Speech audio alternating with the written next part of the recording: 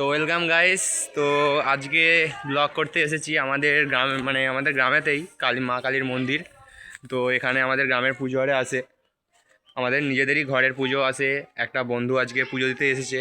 তো তোমরা দেখো মন্দিরটা, ভালো লাগলে লাইক করবে। দেখো মন্দির আমাদের যে মা কালী ঠাকুরের মন্দির। তো এত গরম, মুখ ফুক সব ঘাম দিয়ে দিচ্ছে, কি বলবো আর। তো বাইরের দিকে তো তোমাদের দেখানোর চেষ্টা করব। তো সেই সাইডটার দিকে প্রথম সেই সাইডটা বাবা শিব মহাদেবের মন্দির, সেইটা এখানে জল ফল ঢালা হয়। তো এটাও দেখো, এই যে তো এটা দেখো একটু তোমাদের বন্ধ আছে। তো এটা বাজালাম।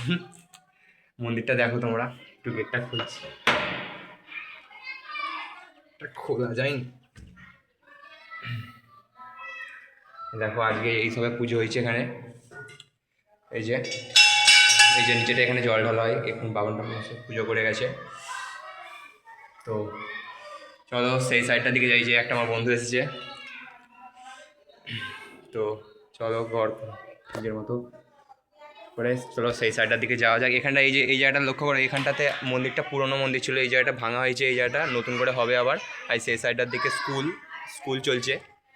তো চলো মা কালীর মন্দিরটা তোমাদের দেখানো যাক ভেতর থেকে, কতটা সুন্দর দেখবে। তো দেখো তোমরা খালি, গেটটা খুলতে হচ্ছে, খোলা ছিল নি যদিও। তো তোমরা ভালো লাগলে কমেন্ট করবে, আর সবাই কমেন্টে মা কালী থেকে করবে। দেখো একটু বসতে হচ্ছে, এই দেখো ওই সাইড দিয়ে মন্দিরটা। তো তোমরা কমেন্ট করবে প্লিজ। মুখটা সাদা হয়ে যাচ্ছে লাইটেতে, এই যে দেখো সেদিকে সবাই আছে।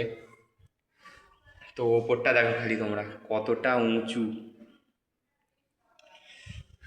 তো সবাই দেখো তোমরা, এবার বাইরে থেকে তোমরা মন্দিরটা তোমাদের দেখানোর চেষ্টা করছি।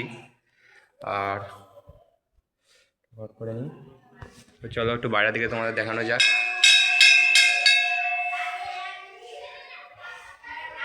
তো দেখো তোমরা বাইরের দিক দিয়ে মন্দিরের কত সুন্দর মন্দিরটা করেছে তোমরা দেখো। এই যে এটা হচ্ছে আমাদের মন্দির, মা কালীর মন্দির, আর সাইডের এটা হচ্ছে মহাদেবের মন্দির। তো চলো ব্লগটা শেষ করি, এত গরম পড়েছে, বাড়ি যেতে হবে। তো শেষবার মন্দিরটা দেখে নাও। তো চলো ভিডিওটা শেষ করে যাক, বাই।